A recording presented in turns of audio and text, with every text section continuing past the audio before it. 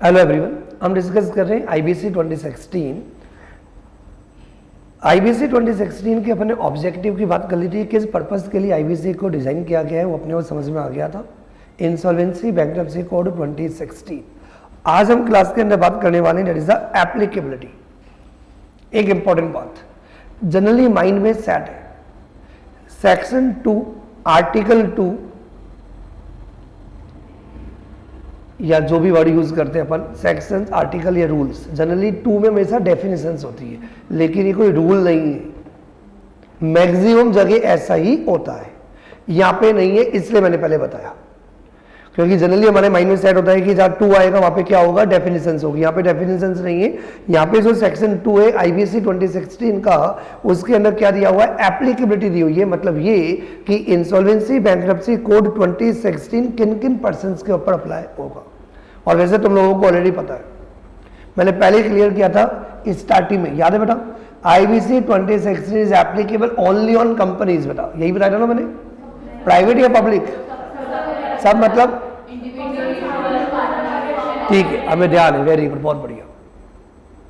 IBC 2016 सिर्फ companies के लिए नहीं बना हुआ है, सबके लिए बना हुआ है, चाहे कोई इंडिविजुअल हो या पार्टनरशिप फर्म हो या एलएलपी हो या कंपनी हो या बॉडी कॉर्पोरेट हो, जो भी पर्सन्स हो, यदि उनकी इंसॉल्वेंसी के रिगार्डिंग यदि कोई भी मैटर राइज होगा, लिक्विडेशन के रिगार्डिंग यदि कोई मैटर राइज होगा, या बैंक्रप्सी के रिगार्डिंग यदि कोई मैटर राइज होगा, तो वन प्लेस पे सारे प्रोविजंस कवर्ड है। Right everyone, that is IBC 2016। तो आईबीसी 2016 के प्रोविजन किन किन के ऊपर अप्लाई होते हैं? पॉइंट नंबर वन, कोई भी कंपनी जो कंपनीज एक्ट में या उसके पहले, कंपनीज एक्ट 2013 से पहले जो भी कंपनीज एक्ट 1956 या उसके पहले भी जो कंपनी लो इंडिया में है, उसके अंदर जो भी कंपनी रजिस्टर्ड है उनके ऊपर प्रोविजन एप्लीकेबल होगा। Any companies governed by any special act, जैसे एलआईसी एक्ट भी होते हैं, बहुत सारे स्पेशल एक्ट बने हुए हैं, तो किसी भी स्पेशल एक्ट के अंदर यदि कोई भी कंपनीज गवर्न हो तो उनके ऊपर भी क्या होगा, आईबीसी 2016 एप्लीकेबल होगा। थर्ड, एलएलपी के ऊपर भी प्रोविजंस एप्लीकेबल होगा, क्योंकि एलएलपी किसके अंदर बना हुआ है, एलएलपी एक्ट 2008। फोर्थ, कोई भी बॉडी कॉर्पोरेट जो किसी भी लॉ के अंदर बनी हुई हो। फिफ्थ, जो कॉर्पोरेट डेटर्स है, जो कंपनीज है, उनके जो पर्सनल गारंटर्स है, गारंटर समझ में आता है, गारंटी देने वाले लोग, तो जिन्होंने गारंटी दी होगी कि उसने पेमेंट नहीं दिया तो मैं पेमेंट देने के लिए लायबल हूं, तो कॉर्पोरेट डेटर्स के जो भी पर्सनल गारंटर्स हैं वो भी क्या होंगे, उनके ऊपर भी ये प्रोविजन अप्लाई होंगे आईबीसी 2016 के। नहीं समझ में आया? ये कंपनी है, कंपनी ने किसी से पैसा लिया और कंपनी पे नहीं कर पा रही है, तो ये कंपनी क्या हो गई, इंसॉल्वेंट हो गई। इसको डेटर भी बोलते हैं, मैंने पहले भी कहा था, ये पता होगा, ये डेटर होता है, क्रेडिटर होता है। तो ये जो डेटर है, जिसने कंपनी ने पैसा लिया था लेकिन कंपनी अपनी लायबिलिटीज पे नहीं कर पा रही है, तो ये जो डेटर कंपनी है ना, ये इंसॉल्वेंट हो गई, तो इसके ऊपर तो आईबीसी एप्लीकेबल होगा ही होगा। जब कंपनी ने पैसा लिया था तो किसी ए या बी ने क्या किया था, गारंटी दी थी, तो ये जो पर्सनल गारंटर्स है ना, इनके ऊपर भी आईबीसी के प्रोविजंस अप्लाई होंगे। मैं ये कहना चाह रहा हूं,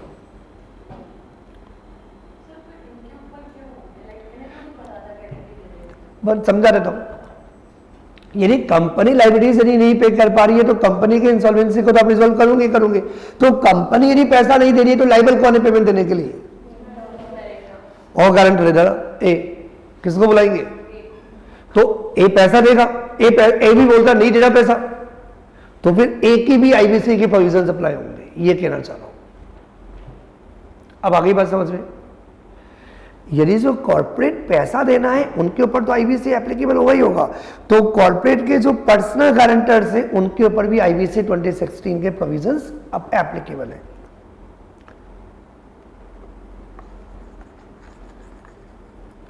कितने पॉइंट हो गए? 5 पॉइंट्स। आगे बढ़ते हैं, point number 6। Point number 6 is, जो अपन ने पहले ही बात कर ली थी, partnership firm, sole proprietorship firm या कोई भी इंडिविजुअल्स। तो इंडिविजुअल्स के अंदर कौन आएगा? Other than the person refer to in clause E. Clause E मतलब पॉइंट नंबर 5। तो जो पॉइंट नंबर 5 के अंदर जो पर्सनल गारंटर्स है तो वो आ ही गए। उसके अलावा यदि कोई भी इंडिविजुअल थे तो उनके ऊपर भी प्रोविजन एप्लीकेबल होंगे, किसके? इंसॉल्वेंसी के एंड बैंकरप्सी के। I think clear to everyone. आपको बातों में थोड़ा सा मैंने एक आइडिया दिया था, लेकिन बहुत डिटेल में नहीं। ये जो आपने आईबीसी बनाया है, इंसॉल्वेंसी बैंकरप्सी कोड 2016, इसमें एक मेन रेगुलेटरी बॉडी है, क्या नाम है उसका? ठीक है, ये तो याद है सबको शायद। बेटा आईबीबीआई का फुल फॉर्म क्या है? Insolvency bankruptcy board of India. Insolvency bankruptcy board of India, ये भी पता है सर। मैंने बताया था बातों में, याद होगा लास्ट क्लास के अंदर, कि अब ये जो इंसॉल्वेंसी का मैटर होता होगा, जो भी होता है अपने को सब पता है, लेकिन अभी तुम्हें बिल्कुल नहीं बताया इसलिए मैं वो बात कर ही नहीं रहा। तो इंसॉल्वेंसी को रिजॉल्व करने के लिए कोई प्रोफेशनल पर्सन तो होना चाहिए, नाम दिया था मैंने। तो एक आईपी होगा, उसके कोड ऑफ कंडक्ट होंगे कि भैया उसके कोड ऑफ कंडक्ट क्या होने चाहिए, उसके क्या रूल्स होने चाहिए, कैसे काम करना चाहिए, एग्जाम देना पड़ेगा, सब कुछ करना पड़ेगा। तो ये जो आईपी बनने के लिए क्या चाहिए होगा? तो भैया आईपी बनेगा आईपीए का मेंबर, तो एक आईपीए को ही पैदा करना पड़ेगा। IPA insolvency professional agency. तो एक आईपी हुआ जो प्रोफेशनल पर्सन है, वो आईपीए का मेंबर। वैसे आईपी क्या होगा? आईबीबीआई के पास रजिस्टर्ड भी होगा। तो आईपी दो तरीके से कंट्रोल है। IP is registered with IBBI and member of IPA. IPA insolvency professional agency. यहां तक कोई डाउट? आईपी हो गया, आईपीए हो गया, आईबीबीआई हो गया, और क्या होंगे? अब हम बात क्या कर रहे हैं आईबीबीआई के अंदर, मतलब जो अपना आईबीसी 2016 से, इसके अंदर और क्या क्या पर्संस इन्वॉल्व होंगे। अब सुनना बात ध्यान से। जब इंसॉल्वेंसीज का जो मैटर है वो तो एक प्रोफेशनल देखेगा, लेकिन प्रोफेशनल यदि कोई बात बोलेगा तो सामने के ऊपर बाइंड थोड़ी होगी। आज से ने बोला ऐसा कर दो तो बाइंड थोड़ी, कानून थोड़ी बन जाता है। आज इंसॉल्वेंसी प्रोफेशनल अपने से लीगल ओपिनियन दे सकता है, लीगल ओपिनियन देगा, लेकिन ऐसा कोई डिसीजन जिसकी वजह से सबको मानना पड़ेगा, तो डिसीजन मानने वाला आईपी नहीं हो सकता। पर आईपी कोई बात बोले सब मानेंगे ही, ऐसा नहीं होता। आपका काम बकना है, बको। आपका काम है अपने ओपिनियन देना, तो ओपिनियन दो। आप प्रोफेशनल पर्सन हो, तो थप्पा तो किसी और का लगना चाहिए ना। थप्पा किसका लगना चाहिए सर? कोई legal educative body sort of. IBBI तो क्या क्या करेगा? आईबीबीआई तो सिर्फ रेगुलेट करेगा। आईबीबीआई क्या करेगा? ऐसे रेगुलेटरी बॉडी है, ऊपरी सब देख रहा है, सब बढ़िया चल रहा है ना। आईबीबीआई ऊपरी देखेगा। Insolvency bankruptcy board of India, अभी जो लीगल मैटर्स का जो थप्पा होगा वो तो कोर्ट ही देखेंगे ना, लेकिन नॉर्मल कोर्ट में नहीं देखे जा सकते, क्योंकि कोर्ट में क्या बेटा? तारीख पे तारीख पे तारीख पे तारीख पे तारीख। तो यहां पे हमने बनाया एक adjudicating authority, adjudicating authority, tribunals. Corporate किसके लिए? कॉर्पोरेट में कौन कौन आए? कंपनी और एलएलपी। तो कंपनी और एलएलपी के लिए क्या होगा? एनसीएलटी होगा। और जो अदर देन कॉर्पोरेट होगा, कॉर्पोरेट के अलावा कौन क्या बचा? कंपनी एलएलपी के अलावा इंडिविजुअल पार्टनरशिप फर्म के लिए क्या होगा? डीआरटी होगा। ये एडजुडिकेटिंग अथॉरिटी भी हमने बनाई है, ये आईबीसी के अंदर डिजाइन किया है। ये जब भी मैटर इंसॉल्वेंसीज के होते हैं, बहुत सारे डेटा, बहुत सारे रिकॉर्ड है, जैसे अपने कंपनी में भी होता है ना, कंपनी के रिगार्डिंग सारे मैटर्स कहाँ मिलते हैं बेटा? कंपनी का आपको कोई भी डॉक्यूमेंट चाहिए तो कहाँ मिलेगा? ROC. Very good. ROC registrar of companies. तो कंपनी के सारे पेपर डॉक्यूमेंट जो भी आपको अवेलेबल कराना है तो आप चले जाओ आरओसी के पास, आपको मिल जाएगा एज पर कंपनी लो। तो भैया ये इंसॉल्वेंसी के रिगार्डिंग भी बहुत सारे डेटाज, पेपर्स, डॉक्यूमेंट्स होंगे। तो भैया एक ऐसी बॉडी बनाओ जिसको दबाएं तो निकले पेपर्स, डॉक्यूमेंट्स, मतलब वो हमें इंफॉर्मेशन प्रोवाइड करें। क्या दें? इंफॉर्मेशन। जहां पे इंफॉर्मेशन अवेलेबल हो regarding with the financials about these persons, क्या देगी वो हमें? इंफॉर्मेशन। तो इसका नाम पड़ गया IU, information utilities, information utilities, IU, क्या बोलते हैं बेटा, IU, इंफॉर्मेशन यूटिलिटीज। ये कितने लोग हो गए, 1 2 3 4 5, okay. These are the 5 pillars. कितने पिलर्स हैं ये, किसके पिलर्स है बताइए, insolvency bankruptcy code 2016 having the 5 pillars. Number 1 pillar is the regulatory authority. Regulatory authority is the IBBI, Insolvency Bankruptcy Board of India. ये जो IBBI है ये किसको रेगुलेट करेगा, IP को। IP का फुल फॉर्म क्या है, insolvency professional, and IPA is the insolvency professional agency. कोई डाउट, यहां तक clear. And third, information utilities, information, इसका मतलब IBC के अंदर हमने IBBI को डेवलप किया, बॉडी को। वो बॉडी क्या करती है, IPA, IP और IU तीनों को रेगुलेट करती है। इसका मतलब ये तीनों क्या होंगे, IBBI के पास रजिस्टर्ड होंगे। कौन, IPA is also registered with IBBI, IP is also registered with the IBBI and IU is also registered with IBBI। Registered होना पड़ेगा, रेगुलेट होना पड़ेगा। समझ में आ गई बात। तो इसका मतलब IBBI इन तीनों को रेगुलेट करता है। किन तीनों को, IPA को, IP को एंड IU को। ये कितने पिलर्स हो गए, 4 पिलर्स हो गए। कितने पिलर्स हो गए, 4। इनका काम रेगुलेट करना है।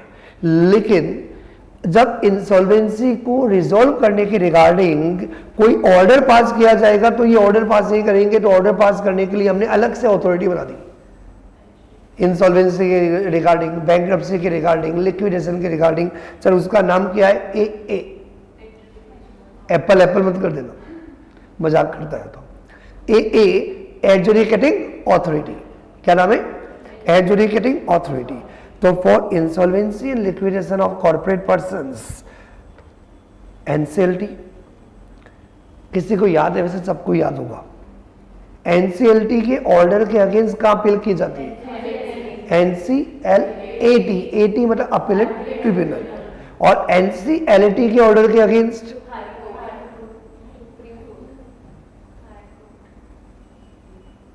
NCLAT के ऑर्डर के अगेंस्ट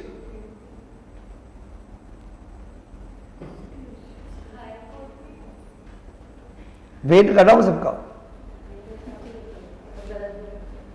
बाकी बोल नहीं रहे। क्लियर करके आए ना एग्जीक्यूटिव, शायद था मेरे हिसाब से थोड़ा बहुत। कंपनी लॉ में होना चाहिए, शायद नहीं था, होना चाहिए था। तो मींस एडजुडिकेटिंग अथॉरिटी NCLT है। NCLT के ऑर्डर के अगेंस्ट NCLAT अपीलेट ट्रिब्यूनल के अंदर ऑर्डर जाएगा, और अपीलेट ट्रिब्यूनल के ऑर्डर के अगेंस्ट कहां जाएगा, सुप्रीम कोर्ट। कहां जाएगा, सुप्रीम कोर्ट। कहां जाएगा,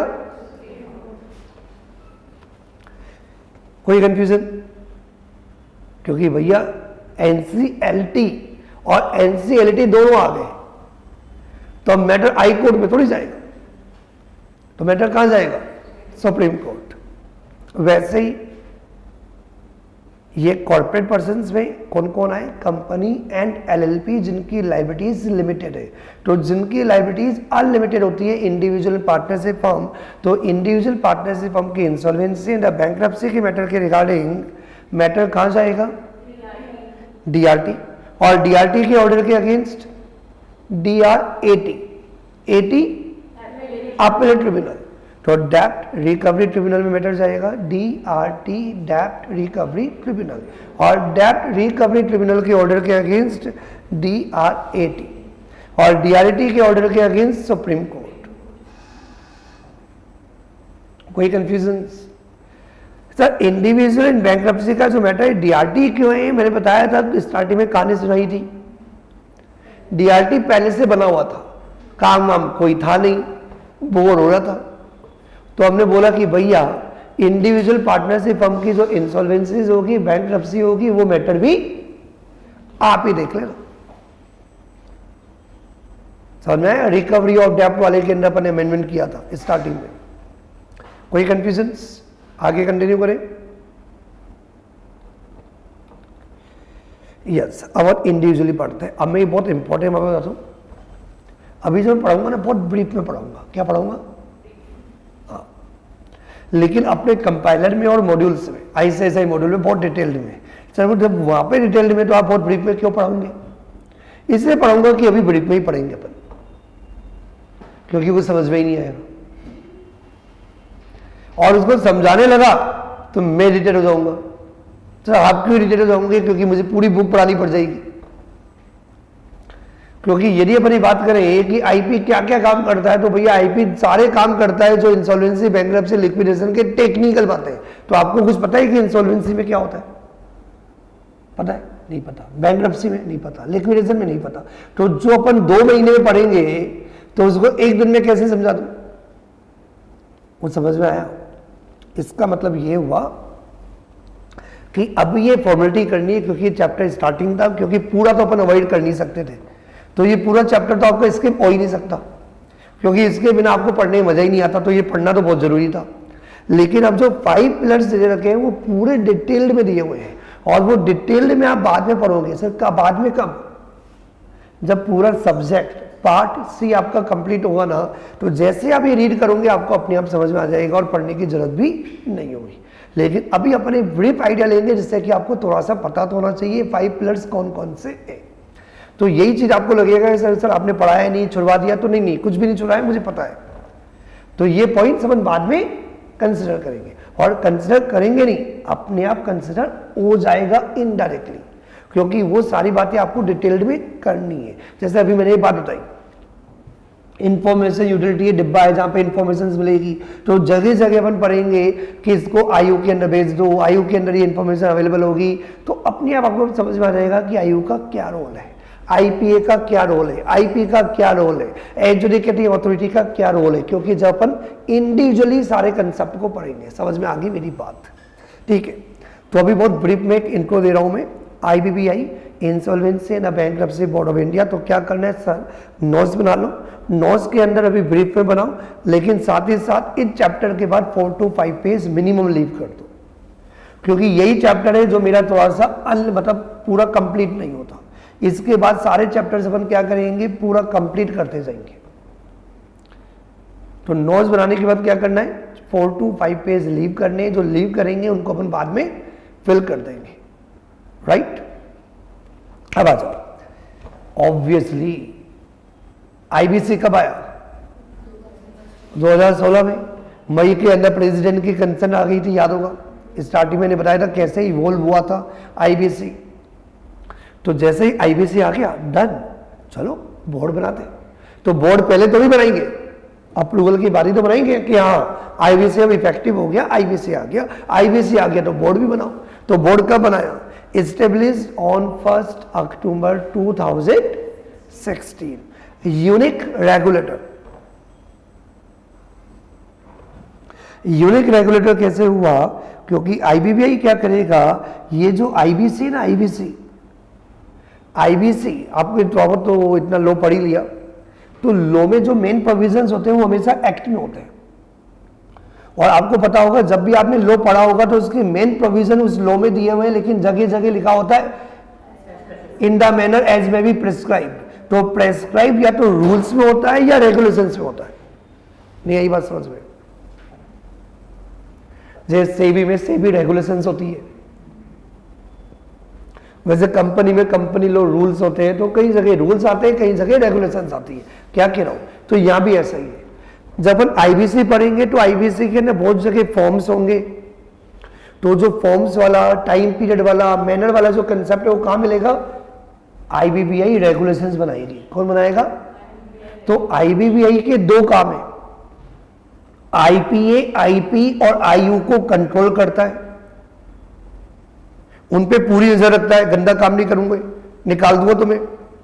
तो प्रोफेशन को भी रेगुलेट करता है, और साथ ही साथ IBC कोड के अंदर जहां जहां रिक्वायरमेंट होती है वहां पे वो प्रोसीजर भी स्पेसिफाई करता है।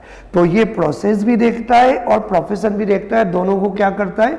रेगुलेट करता है। ये बात क्लियर हुई कि नहीं हुई? इस role include overseeing the functions of IP, या insolvency intermediaries like IP, IPA and IU, responsible for implementation of the code that consolidate. ये तो आपको पता ही है, अपन आईबीसी अपन ने इसलिए तो बनाया था, किस लिए बनाया था कि जितनी भी इंडिविजुअली लॉज बने हुए हैं उन सारे लॉज को कंसोलिडेट करने के लिए और अमेंड करने के लिए।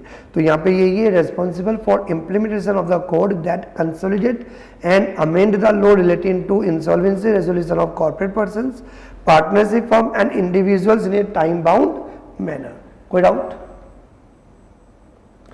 Empowered to frame and enforce the rules for various processes, namely corporate insolvency, corporate liquidations, individual insolvency resolution and individual bankruptcy।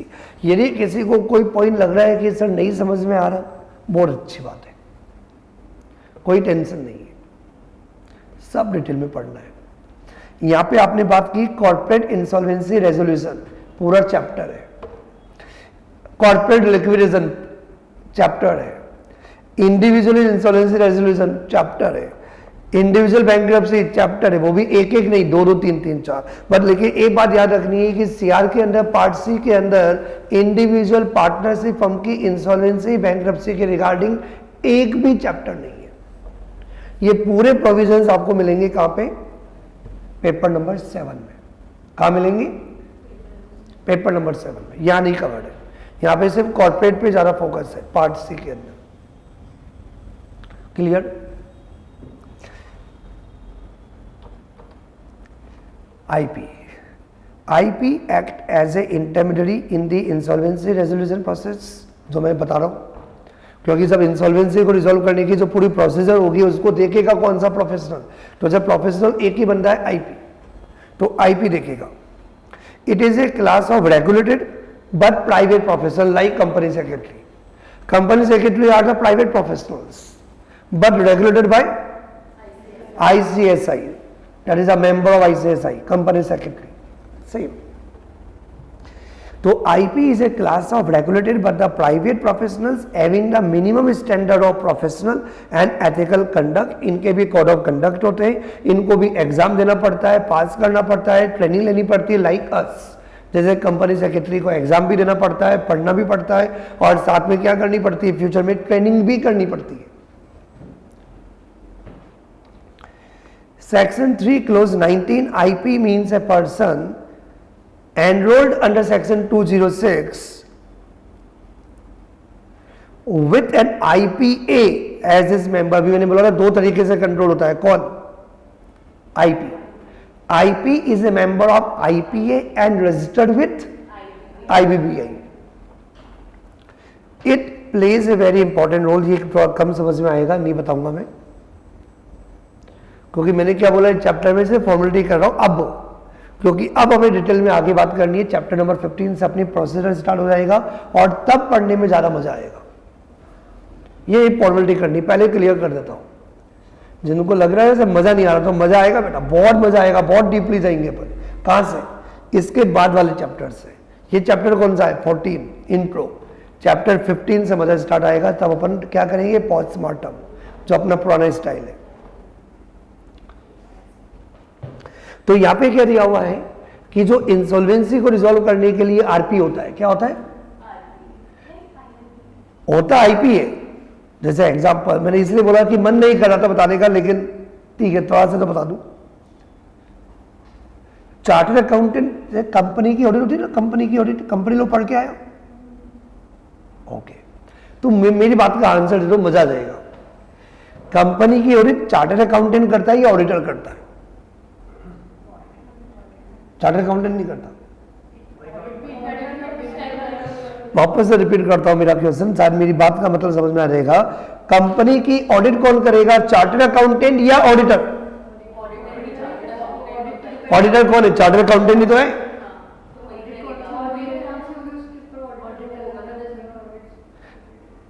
लेकिन जो ऑडिट है वो ऑडिटर करता है। ऑडिटर कौन होता है? जो चार्टर्ड अकाउंटेंट होता है।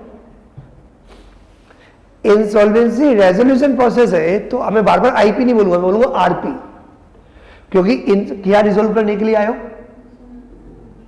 रिजॉल्व करने के लिए, इंसॉल्वेंसी को रिजॉल्व करने के लिए आया, तो रिजॉल्व करने के लिए हमने क्या बोल दिया, रेजोल्यूशन प्रोफेशनल। तो उसको आगे से क्या बोलते हैं, आरपी अपॉइंट करना है, क्या बोलते हैं, आरपी।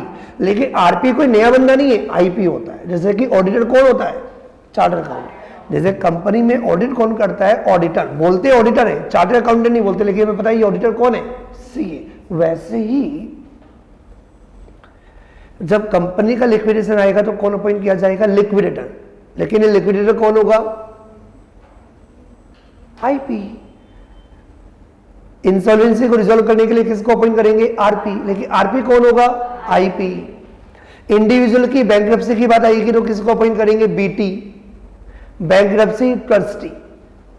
होगा कौन, आईपी। अब समझ में आ गया होगा, डाउट तो नहीं है बेटा, यही लिखा हुआ है, यही काम है आईपी के।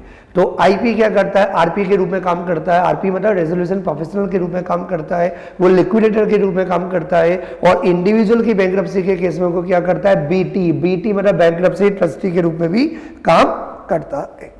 कोई डाउट, ये रहा, पूरा हो गया ये, राइट एवरीवन। क्या क्लियर हुआ, IP. Now we come to the another one, that is the IPA, insolvency professional agency. Section 3 clause 20 of IBC 2016। IPA means any person registered with the IBBI. मैंने पहले ही बोला था जितने भी लोग हैं कहां रजिस्टर्ड है, आईबीबीआई में रजिस्टर्ड है। कौन, आईपीबी और आईपीए एबी। तो IPA insolvency professional agency will be registered with the IBBI as an IPA. और ये आईपीए क्या करता है, IPA is registered with IBBI, लेकिन ये क्या करता है, ये आईपीए को रेगुलेट करता है, क्योंकि आईपीए के ही मेंबर्स होते हैं आईपी। तो IPA regulate the insolvency professionals. These agencies enrol insolvency professionals, provide, जो मैंने बताया ना इनका काम क्या है, जो भी इंटरेस्टेड है उनको रजिस्ट्रेशन करवाना, उनके एग्जाम्स लेना, उनको ट्रेनिंग प्रोवाइड करना, उनके कोड ऑफ कंडक्ट बनाना, मतलब उनको मेंबर बनाना। क्या करता है ये, मेंबर बनाता है अपना, किसका मेंबर, आईपीए का। They also issue authorization for assignment to the IPs enrol with them. Section 199 of the IBC provide that no person shall carry on his business as IPA under this code and enroll IP as its members except in accordance with the certificate of registration by the IBBI। मतलब IBBI ने जो आपको certificate registration दिया है उसके हिसाब से ही आप क्या करोगे, IPA बनोगे। IPA का फुल फॉर्म बेसिकली एनपी होती है। ये क्या होती है, एनपीओ। एनपीओ होता है ना, नॉन प्रॉफिट ऑर्गेनाइजेशन, एनपीओज। क्या होती है, एनपीओज, नॉन प्रॉफिट ऑर्गेनाइजेशंस। बेसिकली अपने 3 इंस्टीट्यूट है ना, कौन कौन से, कॉमर्स के अंदर सीए, सीएस, सीएमए। इन तीनों इंस्टीट्यूट ने क्या कर रखा है, ये आईपीएस के रूप में आ चुके हैं। और बाकी ऑर्गेनाइजेशंस भी आ सकती है, कोई भी, जो भी एनपीओज है। तो यहाँ पे यही दे रखा है, following are the IPs registered under the code, जो ऑलरेडी हो चुके हैं। तो अपने 3 इंस्टीट्यूट है, सबको पता है, जो ऑलरेडी थे पहले से, सीएस, सीए और वैसे वो सीए ही है, लेकिन डिफ्रेंशिएट करने के लिए सीएमए, क्योंकि सीएमए नहीं है, सीए ही बोलते हैं उसको भी। आईसीएआई होता है दोनों का, institute of chartered accountant of India भी आईसीए होता है, और जो सीएमए ना, सीएमए जो बहुत पहले सीडब्ल्यूए हुआ करता था, तो सीडब्ल्यूए, सीएमए और CMA is now ICI, institute of cost accountant of India. लेकिन जनरली इनको डिफरेंशिएट करने के लिए बहुत बार मैं क्या बोल देता हूँ, सीएमए बोल देता हूँ, जिससे बच्चा कंफ्यूज नहीं हो। तो चाहे सीए हो या आईसीएसआई हो या कॉस्ट अकाउंटेंट हो, इन्होंने क्या कर रखा है, अपनी अपनी आईपीएस बना रही थी। क्या बना दी, IPA. IPA insolvency professional agencies. According to section 204 IPA perform the following functions. इसके क्या क्या है, नंबर 1 जो ये आईसीएसआई करता है, पहला point, grant the membership to the person, जो भी एलिजिबल है मेंबर बनने के लिए, किसके मेंबर बनने के लिए, आईपीए के। Second, code of conduct. Third, members की परफॉर्मेंसेस को इवेल्युएट करना, मेजर करना। ये जो भी मेंबर्स है, मतलब मेंबर्स कौन है, आईपी, तो इन आईपी के क्या राइट्स है, क्या प्रिविलेजेस है, क्या क्या इनके इंटरेस्ट है, उनको डिसाइड करना। नेक्स्ट पॉइंट, पॉइंट नंबर 5, बदतमीज आईपीओ, तो उसकी मेंबरशिप को क्या कर देना, कैंसिल कर देना, सस्पेंड कर देना। यदि कोई आईपी गलत तरीके से काम कर रहा है, कोई फ्रॉड कर रहा है, कोई गलत इलीगल वे में यदि काम कर रहा है, तो उसकी क्या होगी, मेंबरशिप को सस्पेंड किया जाएगा जब तक इंक्वायरी कंप्लीट नहीं हो जाती है। और इंक्वायरी कंप्लीट होने के बाद कंफर्म हो जाता है कि उसने गलत काम किया है, तो क्या होगा, मेंबरशिप कैंसिल।